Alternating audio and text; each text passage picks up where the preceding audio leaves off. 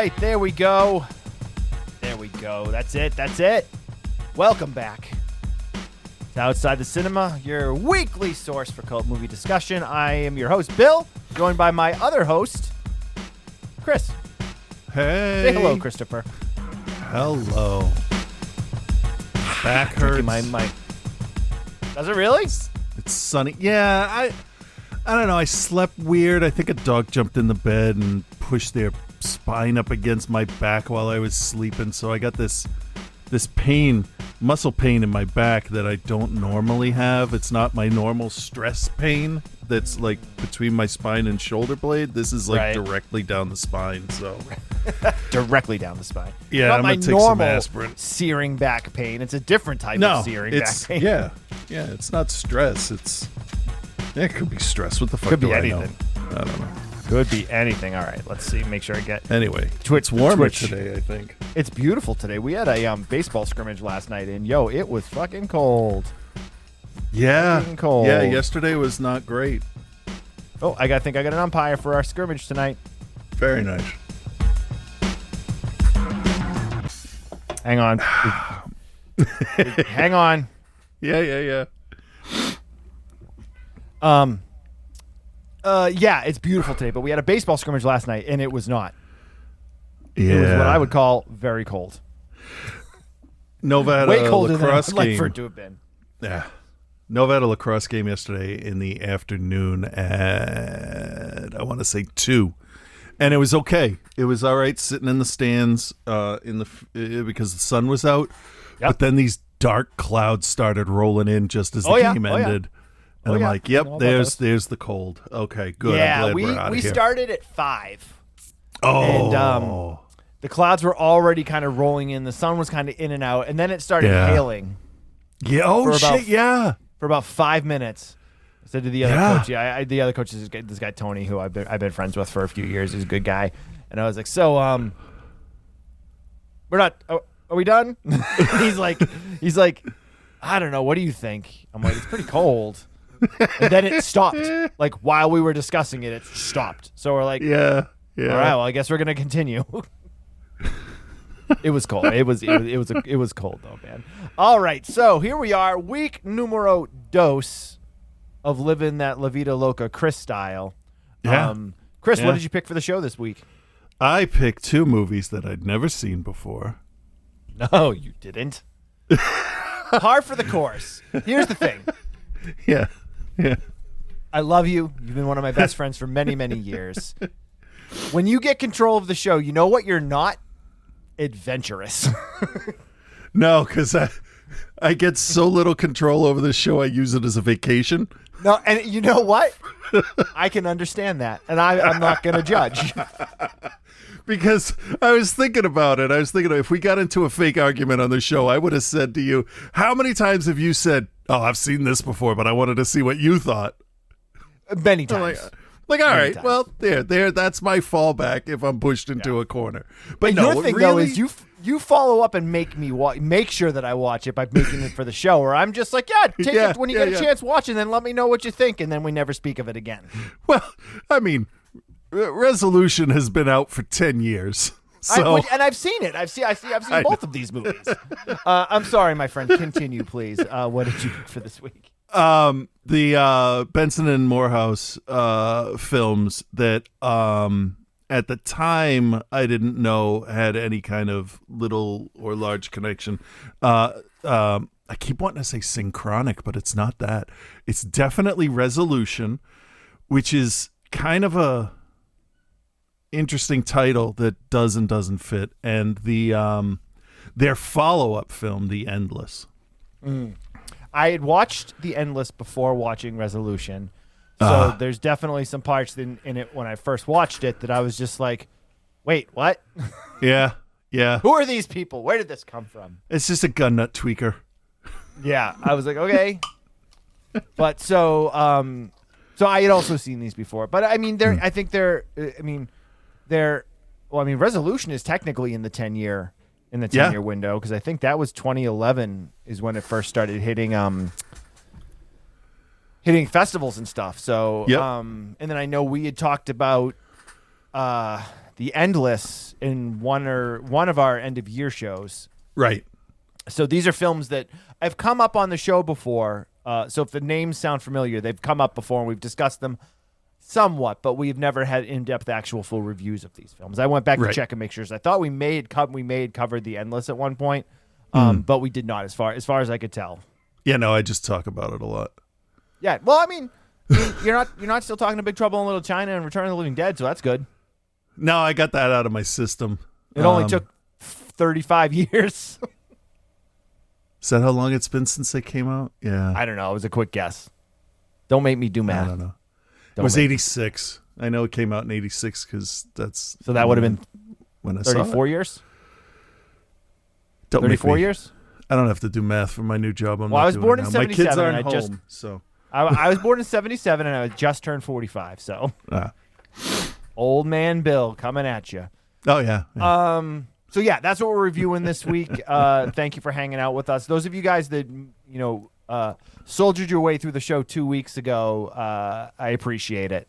That was definitely a rough one. When I went back and listened to it, I didn't realize that the audio was cutting out the way that it was. But we were back full force last week, even fuller force this week.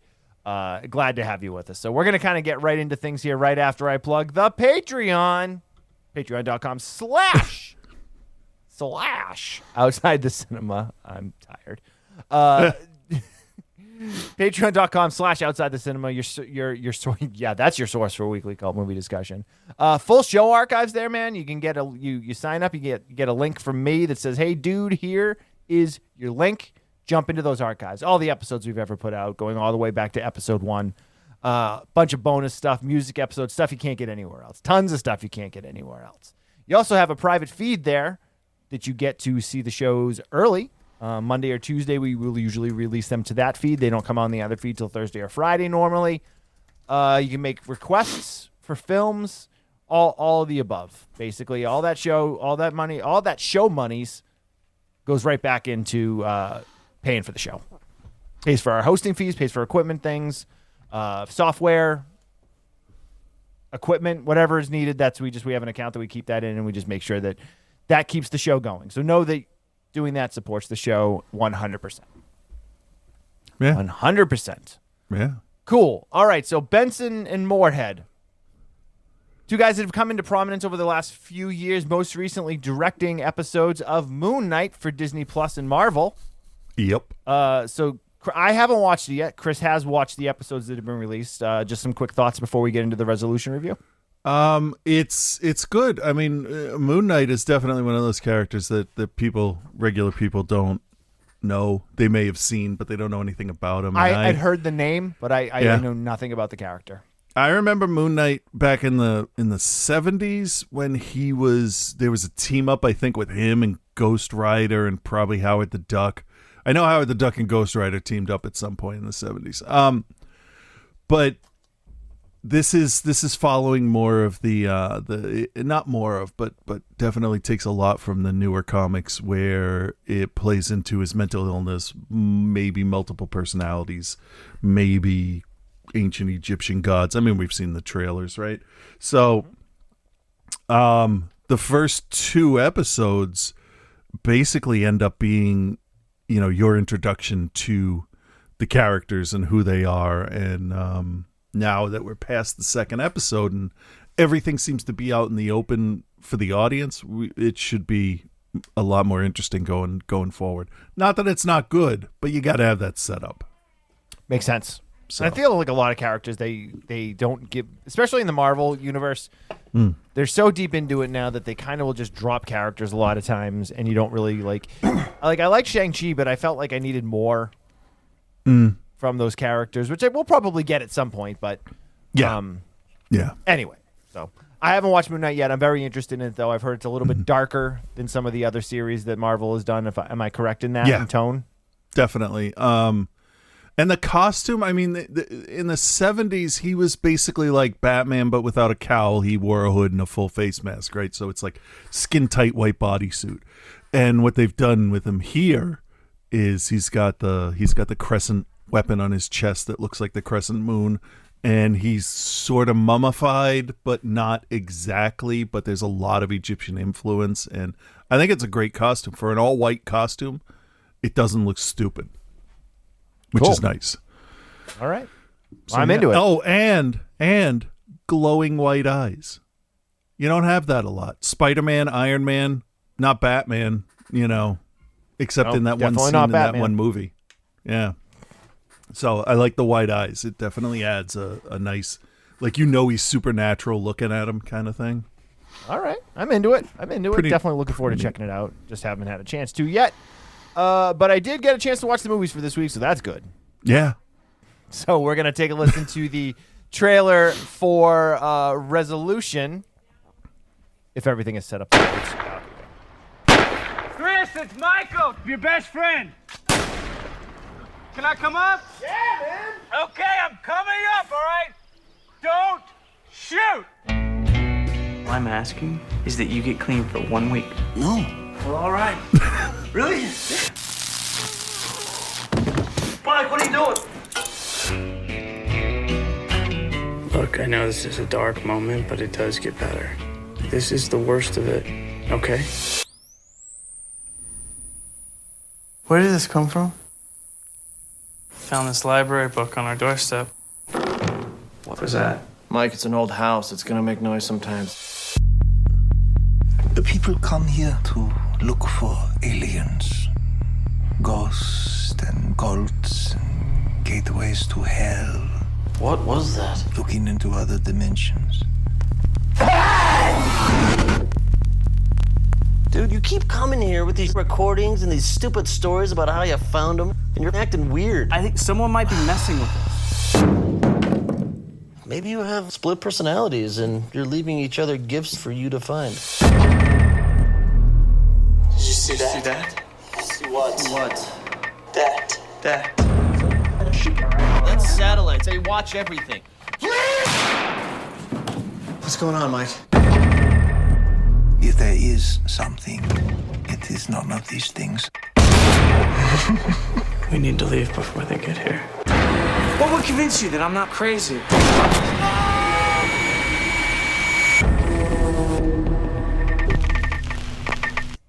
All right, Resolution.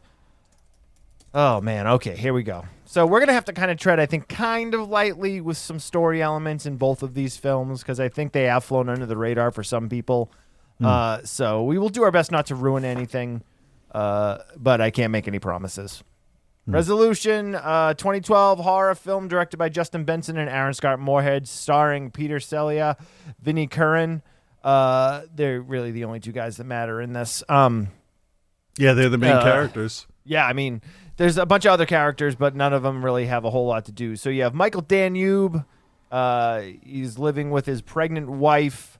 He gets this bizarre email of a video of his friend Chris, basically just completely losing his mind off of drugs and firing guns and just all this crazy, insane stuff.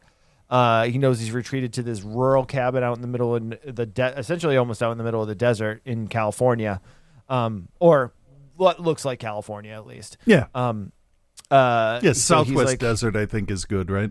Yeah, I'm pretty sure it's California. It's never specifically said that, but it sure feels that way.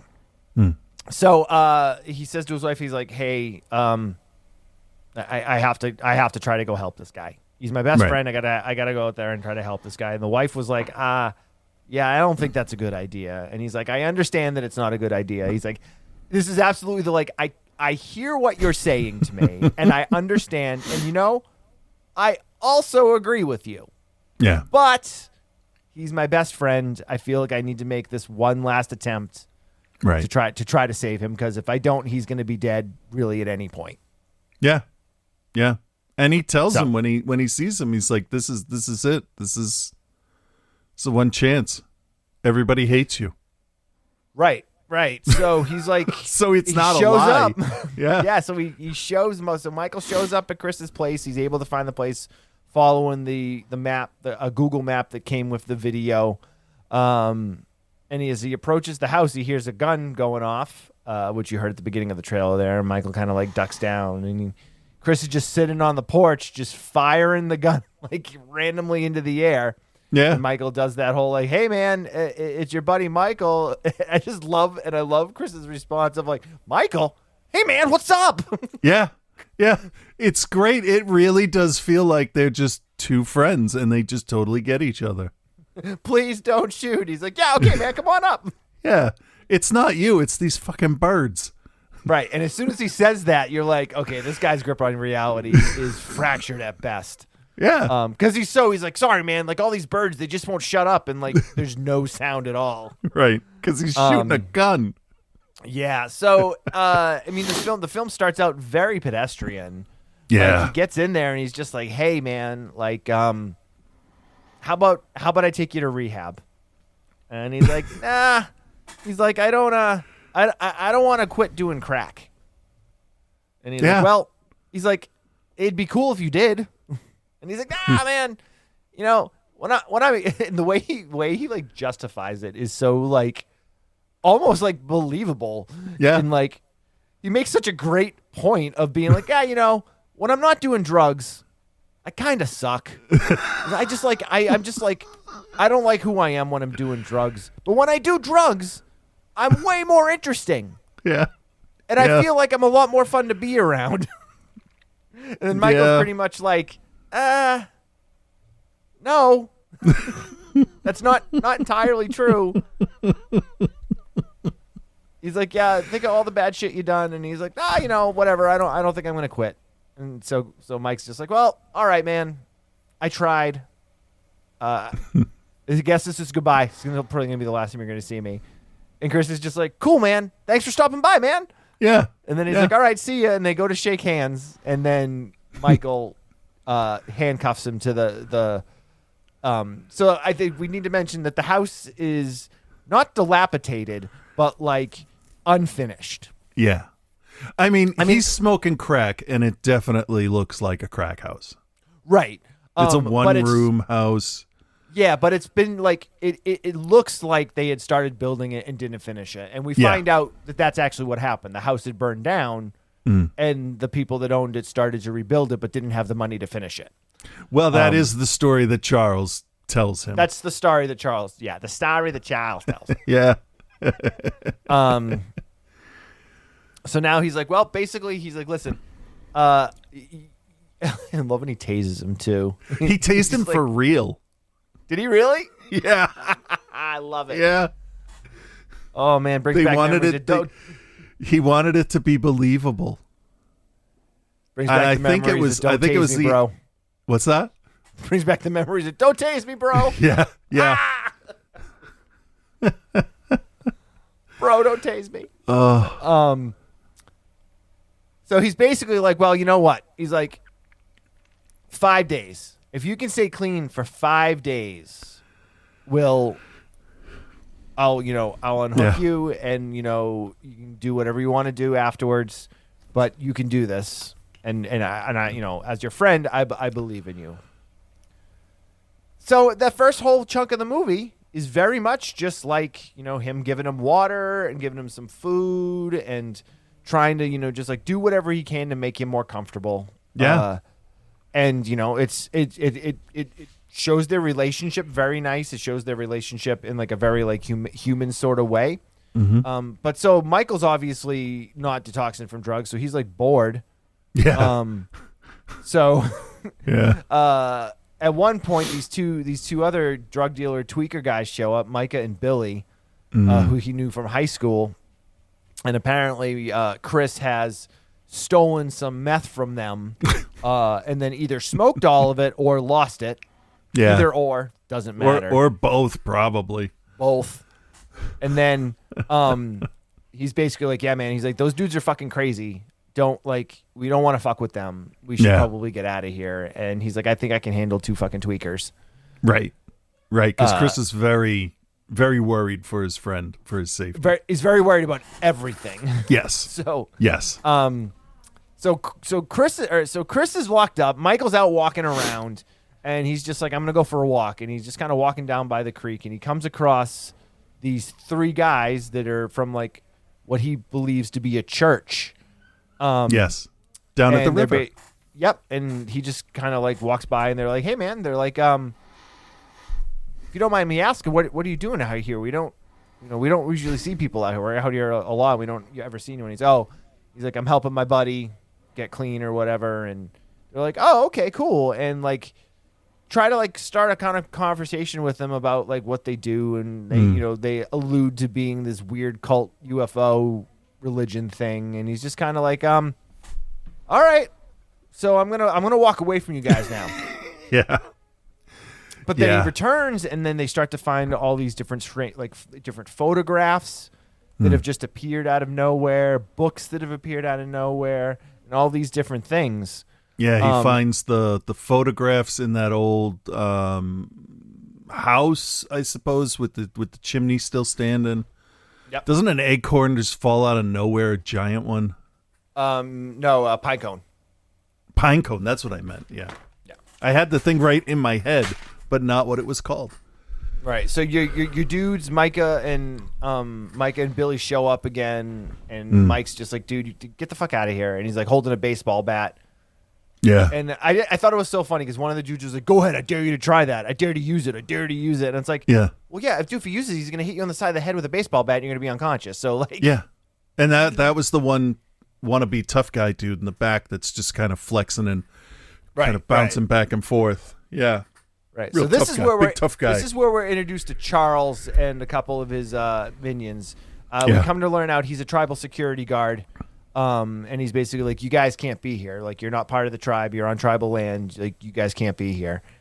And Mike's just kind of like, hey, I'm really sorry. He's like, I thought my friend was renting the place. He's like, I'm trying to get him clean. And he's very like, like genuinely apologetic and genuinely like, I'm really, really sorry. He's like, I just don't really want to move him right now. Can I pay you to rent? And he's like, well, he's like, if the rest of the tribal security finds out, you're going to be in really big trouble. But he's like, I'll tell you what. He's like, meet me or call this number tomorrow and meet me with some money, and I can give you 5 days. Yeah. So, and we know right off the bat that Charles and the guys from the Native American tribe, like, there's something weird. Right? I'm going to admit, from the first time watching them show up on screen from the first time I watched the movie, Charles is the scariest person in this whole movie. Yeah, for sure. I've met one or two people like Charles in my life, and he means exactly what he says, and nothing that happens with Charles afterwards is a surprise. Right. Because it gets real. Yeah, it gets real quick too. So now we're getting all these different photographs. We're getting these different videos. There's creepy footage showing up on his emails and his computer. And the first thing you may not notice, not counting the initial video that got him to the cabin, but the technology seems to be getting newer and newer as they find more things. Right. Which is really a great idea. For sure. And so as things kind of come along and they start to unveil what the story is, there's all these different kind of ways to take it into. So I think talking about these movies, we kind of have to talk about them each a little bit, like with kind of some lap over. And I'll be honest, the first time I watched this, I had already seen the sequel, The Endless. So this was already like, I was already putting pieces together in my head because I immediately realized, I was like, oh, these are the characters that we see in the other movie. So maybe you can speak on it a little bit more in terms of like the confusing aspects of it based on not knowing what was coming. You mean without the Endless in my head, right? Right. Is that what you're? Yeah. Yeah, like so, thinking back to the first time you watched it, because I'm going to be honest, I think if you don't know where it's going, it's pretty confusing. It can be, yeah. It seems like, and okay. I think they do a pretty good job laying out the progression of bad things that have happened, because that's basically what the photos, the record, all that stuff is basically like people's last day in this area. and it's left for them to find. And as time goes on, like the first one, I believe, was a record. There were photos, Polaroids, but then it's a slide projector. I'm probably not getting these in the right order. But then at one point, the laptop comes on and it's showing them with like a 2-second delay, 3-second delay in their conversation. And then the next time they get a mysterious package, it actually tells the future. So you get this idea going that whatever is happening in this desert, it almost feels like they are given warning to keep themselves out of trouble. Right. And I am not sure I agree with that. Okay. All right. Well, I mean, I think they misread it, is what I'm saying. The characters. Well, because you get they believe they're in some sort of supernatural situation, or Right. like alien situation. But they then get a little bit, like Michael gets a little bit more background on some French students that came there, and he's eventually led to, and that's the thing, is whatever this overarching force is, it's picking and choosing what it's allowing them to know and what it's allowing them to see. Yeah. He eventually meets Byron, who was a member of that original French team. And he says something about, like the land being haunted, and he said, it's not haunted. Something else lives here, and what it wants is stories. And I'm like, that's a really interesting way to look at it. Yeah. Especially seeing the way things unfold and the way the film actually ends. Yeah. And then, though, thinking, well, this is a French stoner living in the middle of the desert, smoking a color of weed that no one's ever seen before. So, grain of salt. Right? I mean, that guy's lost his mind sitting out there. Grain of salt, ounce of weed, whatever. Hey, just don't put it in the weed. That's probably a bad thing. Well, and then there's also the idea that he drugs Michael because Michael twists his ankle at one point.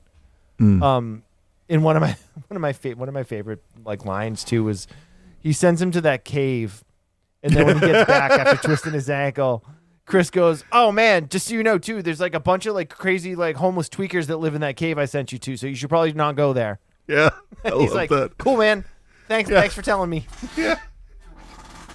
Yeah. Meanwhile, it's a whole day after that happened. So right, yeah. But so Byron, he's like, "Oh, Byron, thanks." He thanks Byron for the aspirin, and Byron's like, "Oh yeah, the aspirin." And like, he's a weird guy, so I don't know what I trust on him. Right. He's like Jurgen I don't know how to say his last name. Prochnow? Bronson Pinchot. What? No, it's definitely not Bronson Pinchot. Oh, okay. It's not Balky Batakamis. It's not? No. Whatever happened to Mypos? Was that a real island? I'm gonna look it up. I'm pretty sure Russia now took it. Oh. It's not Mypos, it's it's their posts now. Anyway. My posts. Anyway, what are we doing? So they come back. They're starting to see these videos of the future, and they imminently see their death. Yes. But they don't just see their death. They see their death a number of different ways. Yeah. Once they like foil an attempt, it's like something else and something else. And they're not smart enough to figure out, oh, shit, something's out to get us now. So they basically are able to, using the videos they're provided, keep themselves alive. At this point now, even Chris is like, yo, let's get the fuck out of here. Yeah. He's like, I don't need drugs because he's anymore. sober now. Yeah, he's like, let's just fucking go. And so they're trying to get out of there, and then of course like the truck they can't get the truck going, and then Mike and Billy show up, and then Charles shows, like all this other stuff goes on. Yeah. And it brings you to the eventual conclusion of this film. This film ends very abruptly with virtually no explanation of what's going on. So what else do we want to say about this film before we move on to the next one? This movie, now don't initially come at me on this. This movie technically, based on the last text before the credits start, is a found footage movie.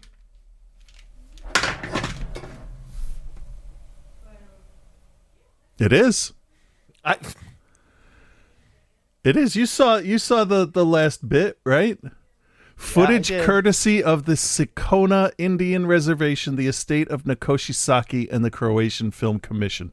None of those things exist. right. Considering that this entity was filming them somehow and showing them shoot. the stuff, right? The video stuff and everything.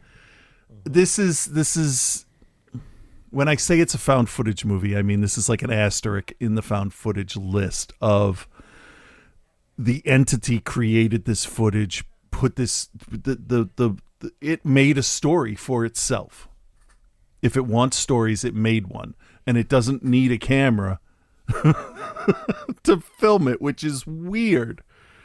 It's not a hill I'm even going to climb to start to die on. I just think that it's an interesting footnote in the film that what we saw is technically for the purpose of this review, right? It's technically Right. a real event that really supposedly happened. At And least in the narrative they're presenting. Yeah. Yeah, and honestly, I didn't notice that little bit until like this last time I watched it, right before. Right. So I like that idea that Charles came back. Charles came back and found something and was like, yeah, it's fucked up. So yeah, it's just that's just a trivia point, not a I would never put this on a list of found footage movies because then I'd have a fight on my hands. Yeah, it's but it does add an air of authenticity to it, which is Yes. for sure. I mean, so for me watching this, like it's obviously shot on a pretty low budget, but they had enough money to absolutely do what they wanted to do with it. So it looks good, it sounds good, the characters are well developed. One thing I've learned just by watching Benson and Moorhead stuff, you know, because they worked on Archive 81 also. They are really good at providing you with emotional connection to their characters. Yeah. Which is something that you can't always get in these, what has become known as like elevated horror movies. They're too worried about style over substance, whereas this one is they really built off the characters they had. Yeah. And this Yeah. one is very no frills in terms of special effects or anything like that. There's really not anything in it other than a couple of like some like VFX for like fire and like a few things. Right. They right. definitely stepped that up for the Endless. They had more money to make the Endless. But they definitely they got a knack for making characters that you can connect to. Yeah. Yeah, they're written very realistic, and if you watch the transition that Chris goes through from being a full-on crackhead to being aware of his situation and engaging in real self-preservation, like the whole gamut of withdrawal is contained in this supernatural movie too. So there's that human element where you actually want Chris to succeed and be the person that everybody thinks he can be, which is really tough considering this guy has one of the best lines in the movie when they're talking and all of a sudden the other guy, what does that smell? I shit in the bucket. And he's like so accusational about it. It's just hilarious. Yeah. Because they really do feel like two friends that are like a little bit at odds, but are just like, he's like, I get it. I don't want this to happen, but this is what's going on. I'm too weak to change it. So I'm just going to verbally abuse you. That's that total, like, this is the hand we've been dealt. Yeah. I understand why they're helping me, but I don't want it. But I kind of do because I miss everybody. But yeah. Yeah. And I do. Yeah. I mean, all of their stuff has really great characters in it. Everything I've seen, I haven't seen Syncratic actually. But, we did Spring a few weeks ago, and one of the things we said with that was the characters are super well developed. The stuff they did for Article 81 or Archive 81 was very very well written. I had watched their Twilight Zone episode. I don't remember it. I have not watched any of those. If I didn't like it. They only did the one season, right? I think so. The only thing they did that is not something I would recommend, and I could be wrong on this, but I do believe they did Bone Storm in VHS Viral. They did, yes. The skateboarders versus the Tombs of the Blind Dead, basically. Which is when you watch VHS, it's a weird segment. Yeah. Like, it doesn't really make a whole lot of sense. No. In comparison to some of the other stuff that they've worked on. It sort of feels like they said, hey, let's just do something wild. Let's not put a lot of backstory into it. Let's just do a bunch of skateboarders go to Tijuana and run into a cult. Yeah. You know, everybody needs one thing to just kind of reset themselves. Maybe that's what it was. Yeah, I mean, and it only runs, like 15 minutes, so. It's pretty short, and they really do have fantastically dickhead characters in it. They do. Which is the opposite. Speaking of fantastic dickheads, Chris. It's time for Reverend Scott already? He's been here the whole time. Oh. If he popped in, I would have just peed myself. Well, I mean, he was in the Twitch chat at one point. Oh no, I meant so Chris, into your studio in frame. Oh. No, I would shit myself. I would shit in a bucket. Okay. So Chris, speaking solely on Resolution, do you recommend, and what is your grade? If Resolution was a one-off, which is how I'm going to treat it, I would recommend it because it's some very well thought out progression of torturing these people mentally with the videos. And I would give it, if it was just on its own, I'd go B+. B+. Okay. I mean, yeah, I would recommend it too. Looking at it on its own and keeping the Endless completely out of the situation, it's not as good a movie. True. It's still pretty good though, man. Great characters, shot well. It feels hot. It feels sticky. It also feels like a headache too. Like I can sympathize with Chris. I hear you. I mean, I'm not going to grade it as high as you, but I will grade. I'll give it a B-. And then obviously after we grade the Endless, I feel like we can talk about the two of them together a little bit. But right. No, I'm still going to recommend it though. I think it's well made. I love the two leads. I think they're great together. And definitely worth checking out. And it's also available on a ton of different streaming services. We watched it on Tubi, or I watched it on Tubi. I can say what Chris watched it on. I watched it on Tubi, but it's also available on Midnight Pulp, which, Chris, you got to get that free Midnight Pulp app. I think I have it on the TV on Roku. It's good. I was going through some of the stuff they had in there the other day. There's way more stuff in there that we could cover than I thought. Oh, okay. They must have added stuff since I first looked at it. Well, it's now like Tubi, where it's ad supported, so you don't need to have the paid account to see as much stuff. There's still some stuff locked down, but anyway. All right, so so that was Resolution. Here's the trailer for The Endless, which is 2017. There is a house. I want to go back. It was our family.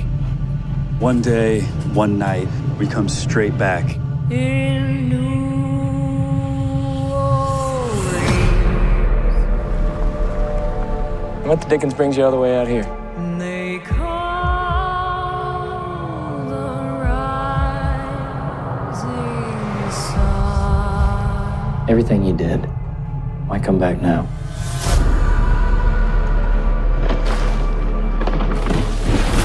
There's something out here, isn't there? How is that possible? You want to know what it is that runs all this? You go find it.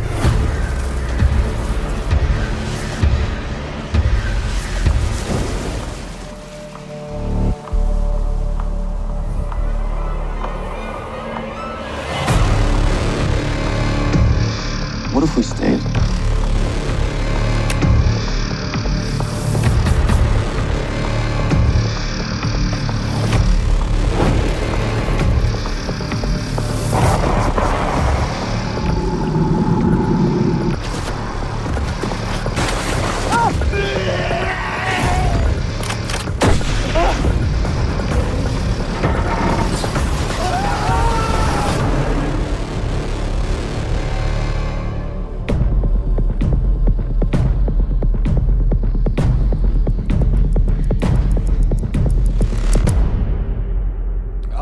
right, there we go. The Endless 2017, again directed by Benson and Moorhead, and also starring Benson and Moorhead this time, which I thought was an interesting choice for them to take the lead roles in this. Yeah, definitely.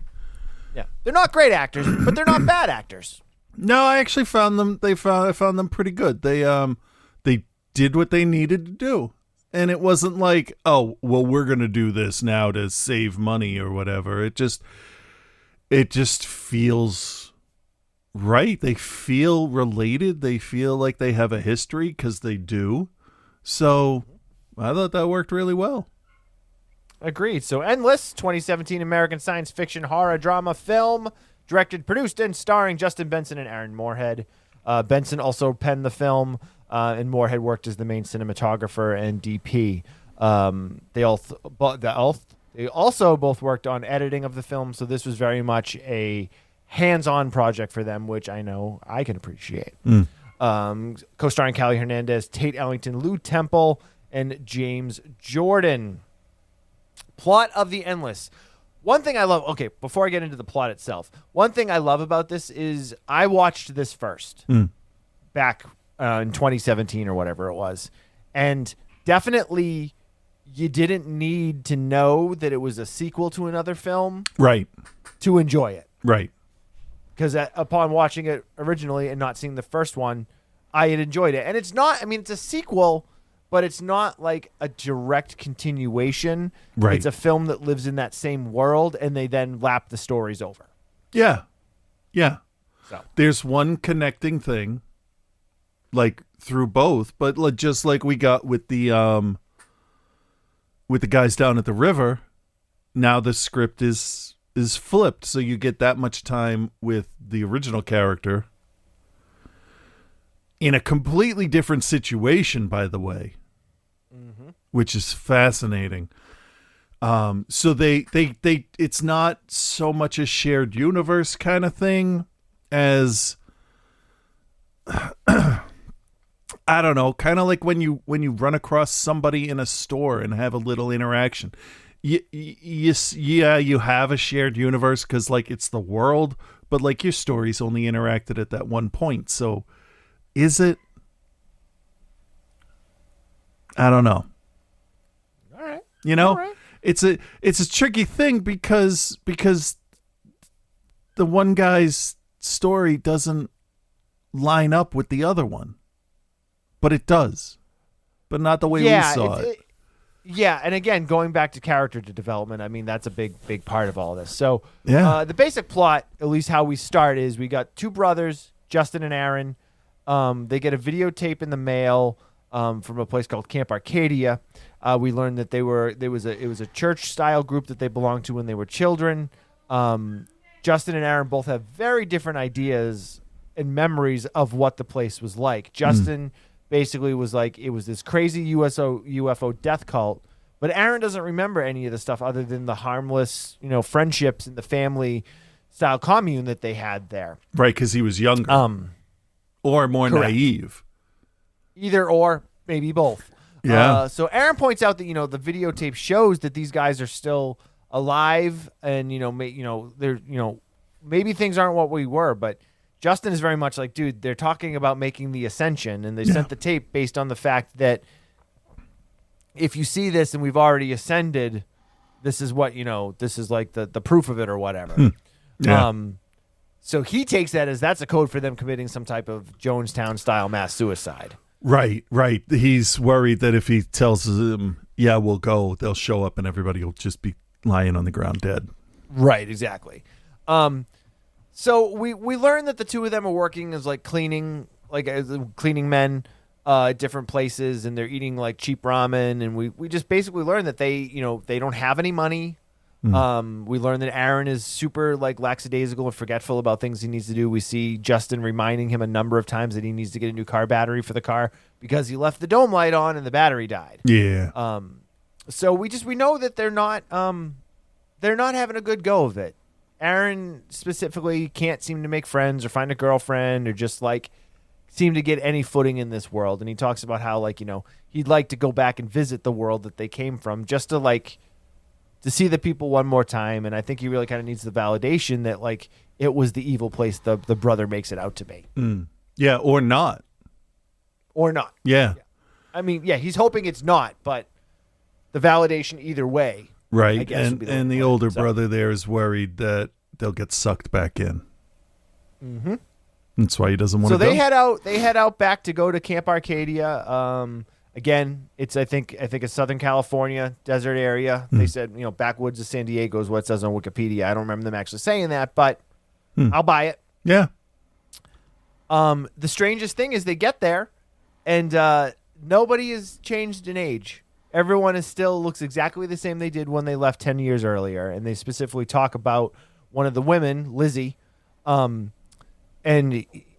he says there's a part where like Aaron is like, oh, they think she's kind of sweet on me, and Justin's like, dude, she's like 3 times your age. She just looks really good for her age. Yeah. Doesn't he say something like she used to make your clothes for you when you were a kid? Yeah, like she's old enough to be your mother or something. Yeah.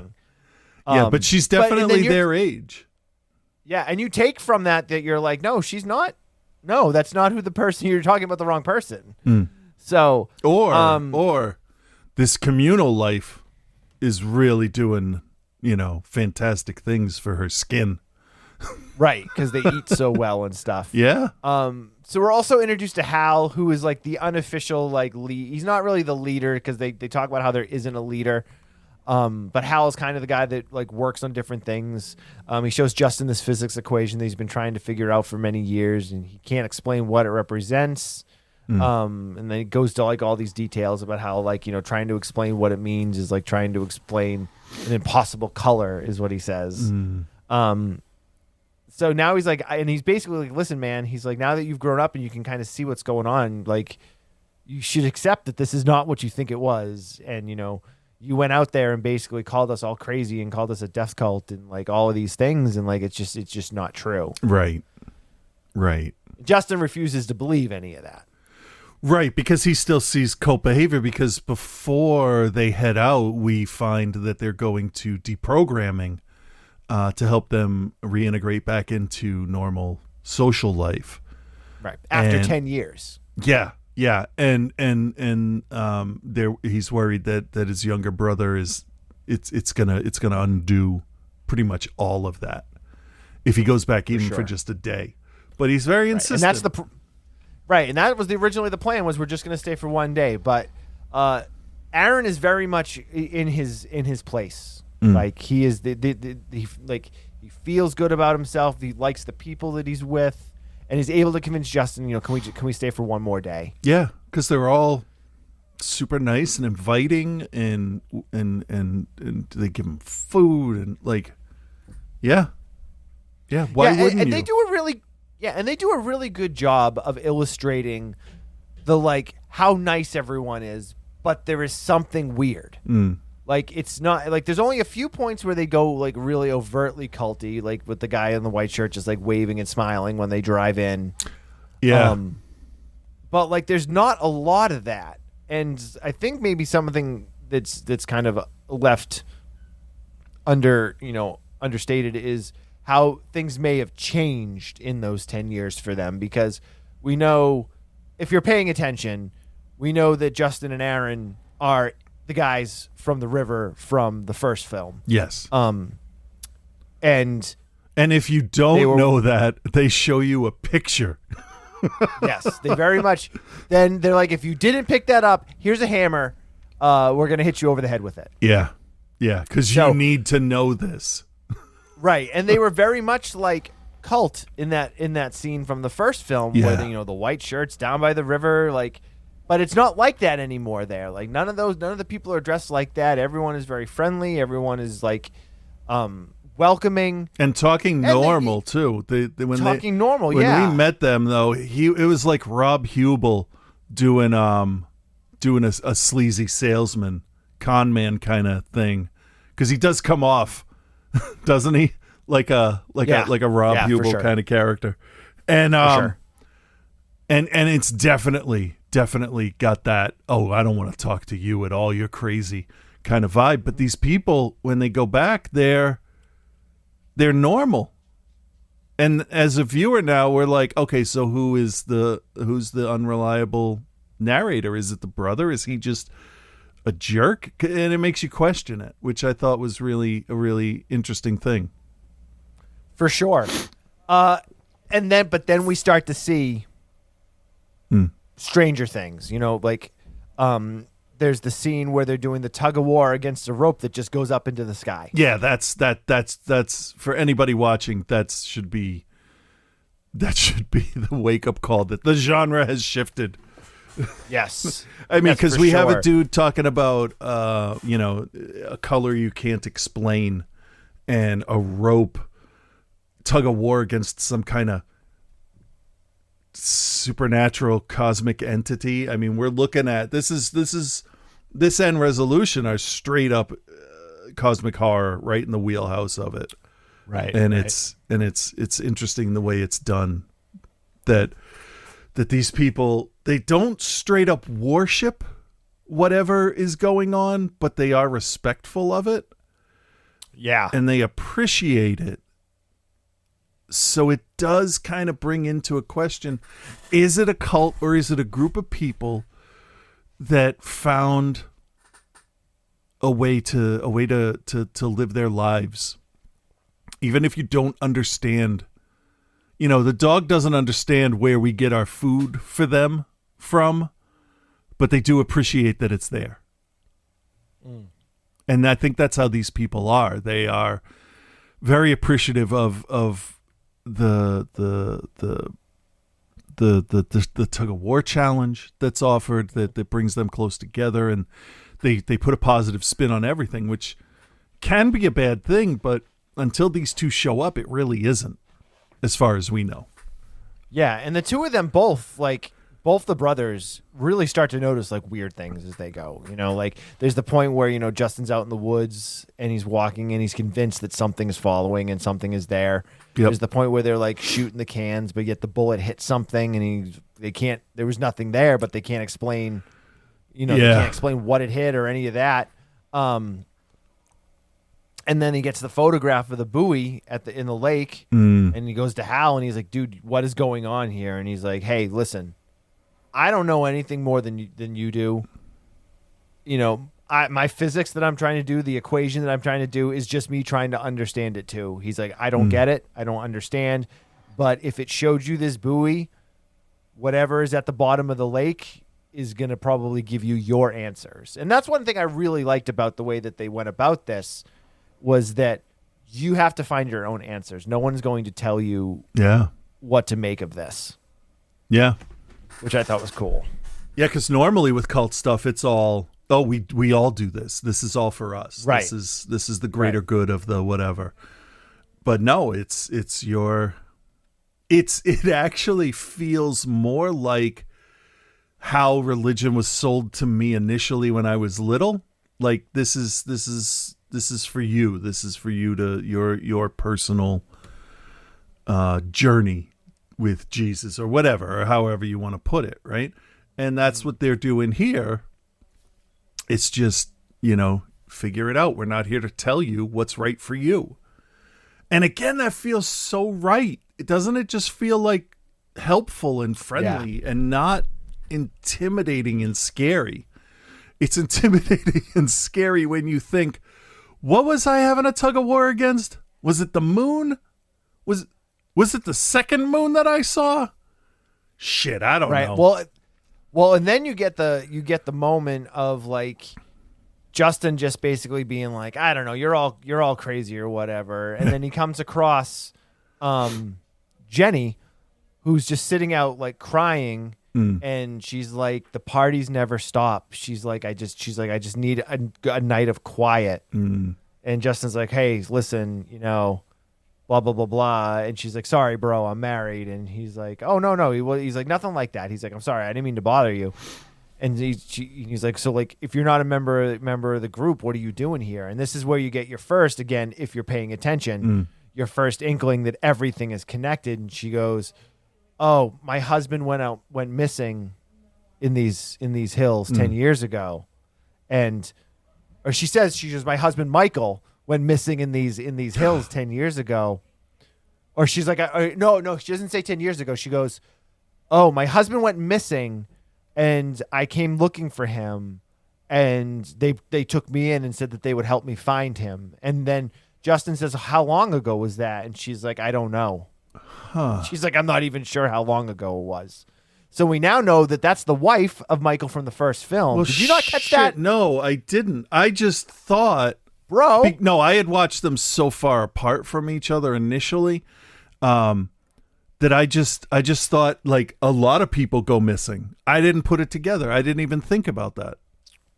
Because she says she's like our child, who is now born, so we know it's an extensive amount of time. Yeah. She was pregnant with the child at the time.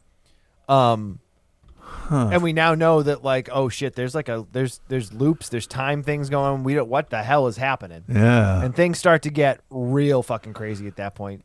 Justin has a meltdown essentially at the place, freaks out, calls Hal a cult leader, and then Hal's just like, hey, listen.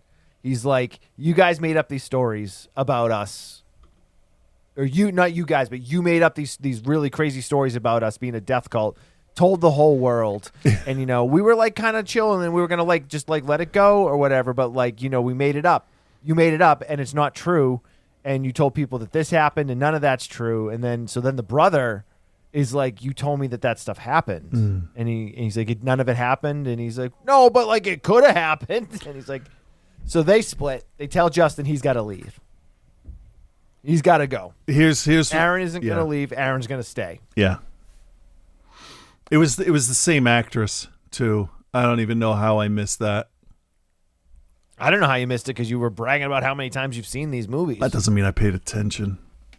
Yes, it does. Maybe at one point I know, but it's not something that like cemented itself into my memory. But good for them. Like that makes me love this even more. Yeah. So Justin tries to leave. Car won't start. Yeah, they have He's a trying to problem figure with out a cars way. not starting. Well, now you're stuck there because he then comes across he comes across a guy that's stuck in the time loop that he just keeps seeing, who's just so mad all the time, and he's so mad all the time because he can't get out of the loop. Yeah. Keeps finding different ways to kill himself. And it gets crazy, man. He when he meets that guy, he's like, if you can get me a gun, I can draw you a map to get you back to the Camp Arcadia. Right. So he then draws him a map to get a gun from this crazy tweaker in the woods. Yeah. We find the house. Guess what house it is? Yeah. Rolls up on Mike and Chris.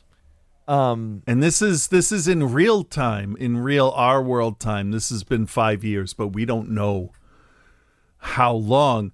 Consider it has to be more than 10 years for them. Okay. So he comes across them at the river, and they try to talk about their thing, right? But then in the Endless, they've been out of the cult for 10 years. Right. So how long has Chris and Mike been doing that same loop? I gather probably at least 10 years. Yeah. And you would think even longer too, because those two guys would have to take a little bit of time. You don't go from convincing people down at the river being super weird to like the next week being like, nah, fuck this. Right? There's got to be, but then also time doesn't line up, so that doesn't matter. So I just negated my whole conversation anyway. So what? No, so, and it could be and it could honestly be anything. Yeah. But so he gets the gun. They kind of talk a little bit and they explain they're talking about the loops and the stories and all the stuff. And without getting into too much detail and ruining anything, he then finds his way to get back to the camp and talks to Aaron, and he's like, "Hey man, like we got to figure this out." And then shit gets fucking crazy. And I think we'll leave it at that without actually spoiling how it ends, because this one does have, for the most part, an ending. Yeah. And plays itself out. But I think this is the better of the two films. Oh, yeah. But it works so well with the first one. Yes. 100%. Because they even talk about that one girl that kind of looks like Zazie Beetz. I don't know what that is. She was the girl that played Domino in Deadpool 2. Okay. In this movie, she's Lizzie. She's played by Kira Powell. I just had to look it up here. She's the one that got out of the mental place, the mental hospital, and was hanging around with Chris for a little while. So I'm not sure if that girl is supposed to be the same one that was tapping on his window. I think the it first is. night. It's a different actress, but yeah. I mean, if there's a mental hospital down the street, there's a really good chance that there's one thing, and maybe you caught something on this, and maybe it doesn't connect, but I feel like everything in this movie connects in some way. Like every little thing. There's no randomness. Who is the guy that shows up at Chris's place talking about like buying the house or getting that mortgage was or whatever? weird. Because that never gets revisited in the second film or like is ever explained in the first film as to where he came from. It wasn't the guy that was that wanted the gun, right? No, I don't think so. No, that was a different guy. Hold on, I'm calling it back up here. Yeah, it was weird. It was just like a one-off kind of. It's the only one that I couldn't connect to something else. Yet. This is true. So there's Billy and Micah. Is it Ted? Was his name Ted? Because we got Byron, who was the French guy, and then Charles was the Native American. Sarah was the wife. No, who was Sarah? Oh wait, Sarah's the dog. Huh? Because that's weird. Because it says Carmel Benson. So I don't know. No, there was a girl Sarah too. He was calling the dog Sarah. Oh, okay. But there was a girl Sarah too. So it must be this guy, Ted Tellensworth. Played by, come on, let's go back, Josh Higgins. And he was the beer distributor in The Endless. And his name was Ted. The beer distributor. Yeah, it says Beer Distro Ted. So, was he the guy that made the beer that was selling it? It's taken me a little bit to. Well, Lou Temple played Tim. Tim was the guard, the old guy, the guard on the door. But he was also like the brewmaster or whatever. Yeah, but he was protecting the shack full of media as well, right? Yes. I don't know. Doesn't matter. Yeah, Doesn't there's matter. two. There's Beer Distro Ted and Beer Distro Dale. So, yeah. So he's back in it. Maybe he was trying to scam him out of money for the group to have some more money. I don't know. But they did say, I did read some articles that said they have more ideas that can exist in that world that aren't necessarily connected. And the ideas they have couldn't fit into either one of the two movies they did. And they do want to revisit that idea. Not necessarily the world, but the idea of this cosmic whatever at some point. But obviously, they're going to have to finish with Moon Knight and whatever high profile projects they're handed. So, yep, they're busy. Well, they're not doing season 2 of Article 81. So, cool. Anyway, all right. Well, let's do this. All right, so Chris, give me a recommend and a grade. I think it's pretty obvious that you're going to recommend it, but still, recommend and a grade for this, and then how kind of like an overall grade and expectation with the two of them working together. Okay, so I'm gonna recommend this. I give this one an A-. It's definitely one of the ones I was excited to watch with my kids once they were old enough to comprehend, different timelines and stuff. Because it's not an overtly scary movie. The scare is more of a dread. Like, what is going to happen to these characters that I that I've come to Yeah, like yeah. and want to see survive. But it's not really a jump scare kind of thing. It's kind of a, well, what the hell is out there kind of thing. And if all of these people involved accidentally stumbled upon it, you know, what chance do we have being normal people? Are we going to get stuck in time? Yes, it's called work. We're stuck in time loops. You start. It's called COVID. You start your job, and then when it's all done and you can go back outside, you all look like you served as president for 8 years because we're all beaten to hell. Anyway, that's not the point.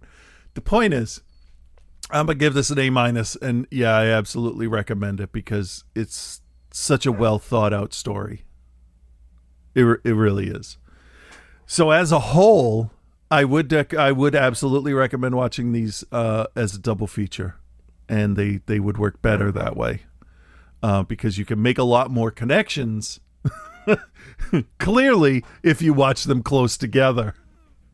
It just shows that I'm better at watching movies than you are. Yeah, I don't know. I have 5 years. That's all it I have is. 5 years of watching movies on you, so I don't know about that. Doesn't matter. Yeah. It doesn't matter. That experience. I'm also a better baseball player than you. Oh, now. Are we talking back in the day or today? Both. I think I'll go equal back in the day. I was actually pretty good. Did you play high school ball? I tried out for the high school team, and the coach said, "Are you a fucking idiot? Left-handers don't play shortstop." And I said, "Then what have I been doing for the last 9 years?" Not playing baseball, obviously. Apparently Left-handers not play making shortstop. fantastic double plays as shortstop or anything. No. I was actually good at it. I was actually very good at it. I enjoyed it. I liked the short reaction time at shortstop. Batting, obviously, is my favorite because I get to blast the shit out of the ball. You know, my first year in Little League, I was afraid to swing. You know how kids can be like that? Oh, yeah, my kid's like that. And then it was the last game, and this little kid, Michael Callahan, whose father was the coach, and that's the only reason he was on the team because he sucked. In the last game, he hit a home run that was actually a grand slam. And that was the game where we all started swinging at everything. And once I started swinging, I was actually pretty good at it. But anyway, what's the point? Totally digress. What's the point? Yeah, we totally digress. So you like these movies? Oh, yeah, no, but when they said you can't do that, I went and played lacrosse. So, which is like hockey, you know, just up a little yes, bit. the people know what lacrosse is. Do they? Get back to the movies. Get back to the movies. Let me loop around back to that. Because I do actually have to go to baseball tonight. So All right. Oh, I got to get ready for work. So, yeah, as a whole, I'm giving the whole thing an A-. sweet. I'm recommending this one also. This is the better of the two films. This was on my end of year list, on my top 10 list in 2017. I remember it was like smack dab in the middle. And as a singular film, I'm going to give it A-. But when you watch the two of them together, I feel like for me it elevates the other one up from like a B- to a B+ because I think they do work so well together. And as we had mentioned earlier, there's just so much attention to the little details of like bringing the wife in and like all these other little things to just like tie things together. And it's really quite brilliant that they were able to do that with, you know, a small budget and, you know, limited funds and all of those things. So Yeah. recommend both of these quite highly. And the special effects are actually done really well. They're not over the top when they don't need Very to understated, be. yeah. Yeah. Just enough to be like, this reality isn't right. And that's great. That's great that they have that kind of self-control. Speaking of not right reality, we're in a world where Joe doesn't have any more Leprechaun movies to watch. So he's starting a new series this week, and I'm going to let him tell you all about the first installment.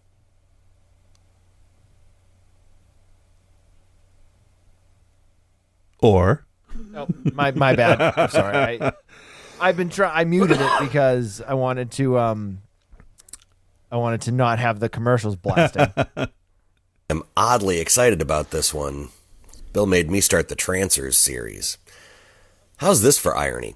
Last week, when I was searching for the freest streaming service to watch Leppy Returns, my first stop was Tubi. In my browsing, I saw that they are currently featuring the Trancers series. Now here's where I was the mark. It never occurred to me that Bill would make me watch this because I think overall the series is generally regarded as not terrible. Brothers, it's been a long time since Bill uttered what I would be watching next, and I thought, oh, okay, cool. But here we are. Like most of us, I think, I got introduced to Trancers via USA Up All Night. If not there, then it had to be Joe Bob Briggs. Regardless, if you're in the right age range, you couldn't not know about Trancers. Before even starting the movie, I'm looking forward to seeing the OG Trancers for the first time in at least 25 years, mostly because I'm a mark for character actors. And Trancers is chock full of them. I don't remember if Dick Miller is in this, but let's face facts. If a camera was shooting between the mid-60s and the early aughts, odds are Dick Miller was in the vicinity like 4 out of 5 times. Mm-hmm. I do know, however, that Tim Thomerson, well, he's obviously here, but so is Richard Hurd and Ann Seymour and everyone's favorite character actor who isn't Dick Miller, Art LaFleur. Ask yourself this. Has Art LaFleur ever showed up on your screen and you weren't happy to see him? Exactly. Oh, and don't forget that while she's probably not classified as a character actor, a maybe 21 or 22-year-old Helen Hunt co-stars in this. And if you forgot what a smoke show Helen Hunt was in the 80s, watch Trancers and you will remember real quick. But I haven't even started the movie, so let me just chill. Oh, fellas, right off the bat, this thing is it's like a gift basket of all the things I like about cult movies. Big, bright, neon-lit credits, a synth score crunchier than a bowl of the captain's finest cereal, and maybe my absolute favorite low-budget sci-fi trope in 80s films.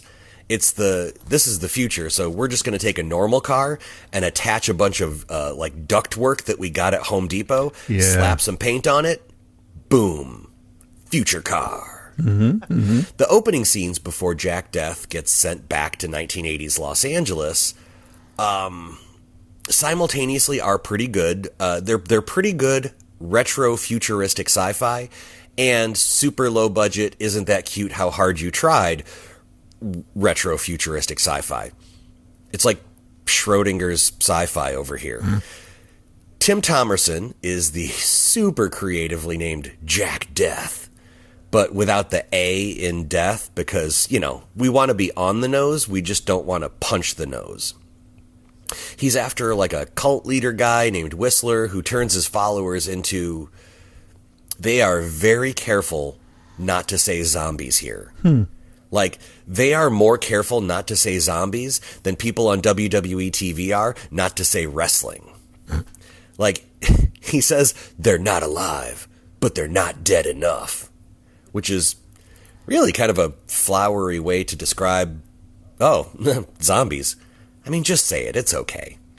Anyway, Whistler has gone back in time through vaguely defined genetic memory or something another. You have to go back in time and inhabit the body of one of your ancestors. And Jack is getting sent back to his ancestor to stop Whistler from killing the great-great-great-great-great-great-great-grandpappies and meemaws of the High Council in the future. Or some such. You get the point. I don't care what else happens in this movie. My favorite thing ever just happened. Jack and Lena, that's Helen Hunt, are driving and he's expositioning her about what's going on. Now, I will let go that she just straight up believes all of this right away, but it's obvious that their car is on a trailer as the scene is going on. I love that. Here's where it gets better. And as he's smartening her up to the situation, he's pretending to drive, and he is jerking the wheel of this car around like he's dodging potholes on the north side of Detroit. Like Mound Road potholes. Potholes that you could lose a medium-sized bear in. Like, Mound Road might be like a hyper-local Detroit joke, but for that one person who got it and laughed, you're welcome. Also, forget Die Hard. This is now my favorite Christmas movie that's not, implicitly a Christmas movie. That's right. Much like Sylvester Stallone's Cobra, this movie takes place in L.A. at Christmas. so they have to remind you every once in a while because of the lack of snow and deciduous evergreen trees. Helen Hunt works at the mall as one of Santa's elves. They go to a punk club where a really shitty punk band is butchering Jingle Bells, and they exchange gifts before exchanging bodily fluids. Something else just stood out to me, and I don't care. It's way more important than describing the plot here, because, spoiler alert, if for some reason Trancers, or at least the first one, has passed you by, rectify that. Spoiler alert, super highly recommended. This is way more fun than I remembered. Anyway, the thing that stood out to me here, and in other movies, is that the guy Jack has to protect lights up a smoke, and he does it, dun dun dun, with his left hand. This might be just a personal thing for me. I'm painfully left-handed, and I always notice in a movie or TV when someone is left-handed, like they sign something with their left hand, or in this case, lights up a smoke. I don't know. Maybe that's just me. But fellow lefties, tell me on the Facebook page if you noticed that too. I need to know if I'm alone in I've this, never but noticed that stuff. I mostly noticed yada, yada, with chasey, chasey, on shooty, the shooty. left shoulder but Jack is now stuck, oh no, in 1980s LA with a really hot young Helen Hunt who's totally in love with him, so it could be worse. So could The Thing. Here it is. The Good. A lot. This movie is just straight up fun. Between the crunchy synth score that's just constantly playing no matter what's going on. It's 80s as fuck, sci-fi, some horror, some not zombies, and some good laughs. No notes. The bad. Okay, I got a note or two. Probably could have been acted a little bit better, but what are you going to do? Also needed more Art LaFleur in it. Trancers is going to get a straight A. If I remember correctly, Trancers 2 is just as fun as this one, but that could be hindsight. Oh, wait. Oh, shit. Hang on. Never mind. I'm literally on the wiki page right now, and apparently there's a Trancers 1.5. Now, I don't know if this was an unintended sequel or if they just cobbled something together out of, cut footage from the first movie. I didn't even know this existed. Apparently there's a Trancers 1.5, so Trancers 2, you're going to have to wait. Next week, Trancers 1.5, apparently? Am I the only one that didn't know that was a thing? But anyway, I never heard of it. Until then, be good, everyone.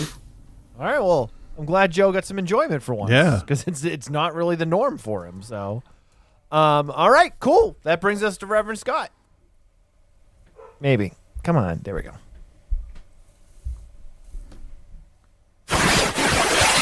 Yeah, thank you guys for bearing with us last week. The show came out a little late. I was able to take the audio from the stream that we did and pop that up so you guys had something last week, so we were able to keep the streak alive. Yeah. As we all know, once I break that streak... Oh, at this point, that's all that's keeping the show going. Once I break that streak, the show's never coming back. Damn it. So close.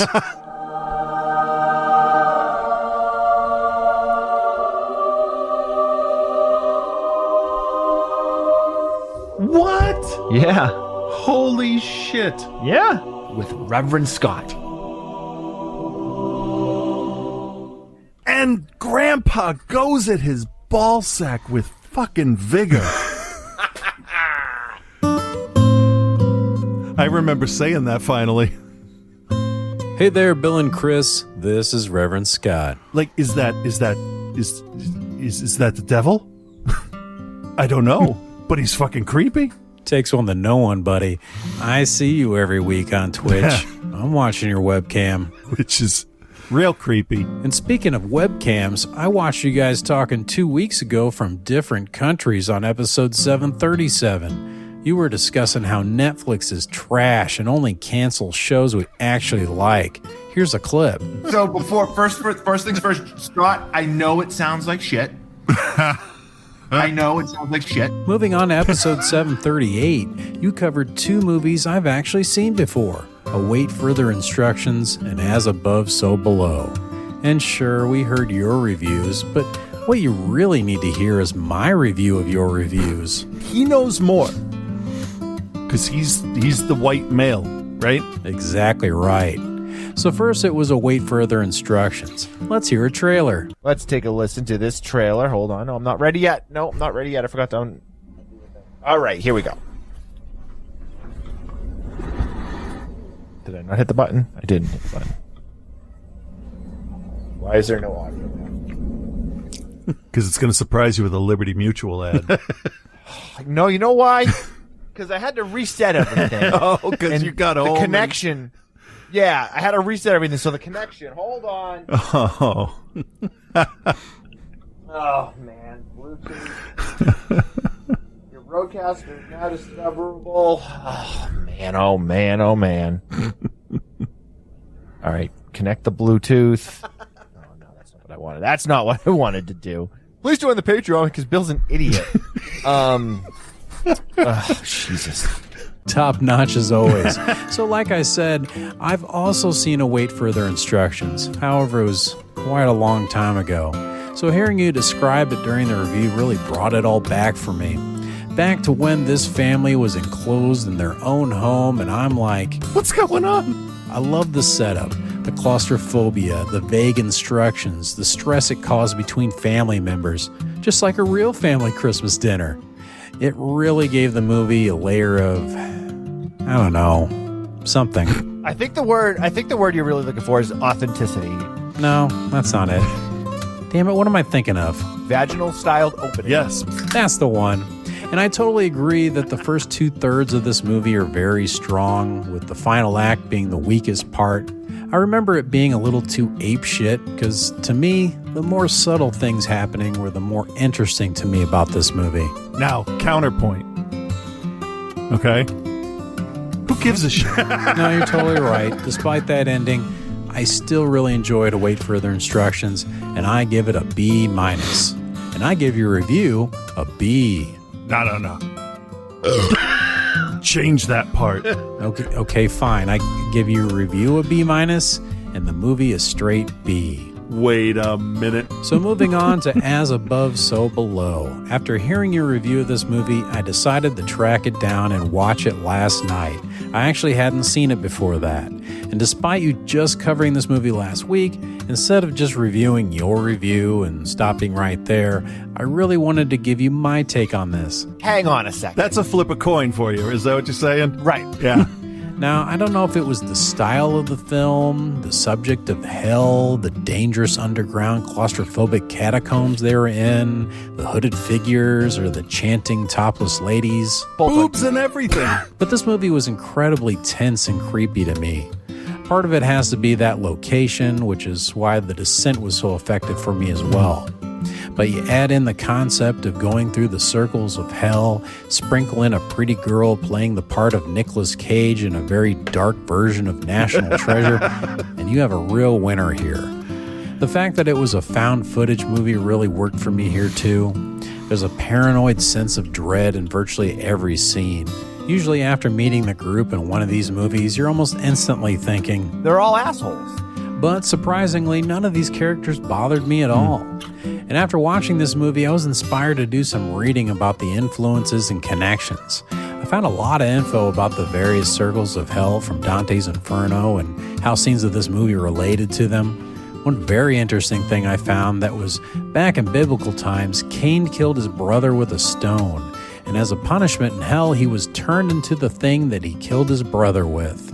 Then George, whose sin was letting his brother die, was brutally attacked by a man made of stone. Do you get where I'm going with this? No, I don't think so. There's dozens of hints to the details of several other sins throughout their journey, like the mysterious phone call to Scarlett, likely from her father. And speaking of Scarlett, she just constantly, sometimes literally, jumps headfirst into murky water and giant holes in the ground, no hesitation, often enthusiastically, which I know Chris hated when she did that. That just kind of ruins the whole thing for me now. You know, when the woman gets into it. What? Wow, that clip fit in nicely right there. You left enough space for Scott to pull that out and make that out of context. I could go on and on about this movie, but I'll stop here and just say that if you like found footage and if you like claustrophobic horror, it's a must-watch. I give it an A. And since your review made me want to watch this despite me not having much desire to see it previously at all, I'll give you a review an A2. Okay, this has gone on far longer than I expected it to, so I better get going. But Make sure you tune in next time to Outside the Cinema when Chris debates his own review with himself. I'm right. Are you, though? Are you? Bill and Chris congratulate themselves on doing the same thing yet again that they've already done 739 times before. Well, it was great doing the show. Yeah, it was nice talking to you. And finally, Chris puts to rest my concerns that my dick isn't that great. Oh, no, that's a great dick. All that and so much more great dick. But until then, peace and love, guys. That was good. Outside the Cinema. For women writhing on beds with their boobs out. Yeah. Watch Bill and Chris every week live on Twitch. Nah, fuck these guys. Oh, man. Thank you guys for joining us this week. Thanks to Scott. Thanks to Joe. Thanks to Chris. Thanks to me. Yeah. That's Patreon.com/Outside the Cinema. $5 a month gets you access to the show archives and all the episodes early in the private feed. Boom. Chris will be picking the movies for next week again. excuse me. So we'll see. Unfortunately, they'll probably be good movies. Hey, did you ever see Slither? I did. You did. You can watch the show weekly on Twitch at twitch.tv/Outside the Cinema. You can follow us on YouTube, youtube.com/Outside the Cinema. At OTC Bill, at Cthulhu on the social medias, and our Facebook group. Just go into groups and type in Outside the Cinema, and boofo, it appears. Yeah. Yeah. That's all I got, man. Me too. So everybody have themselves a good week, and we'll talk to you next week. Yeah. Bye.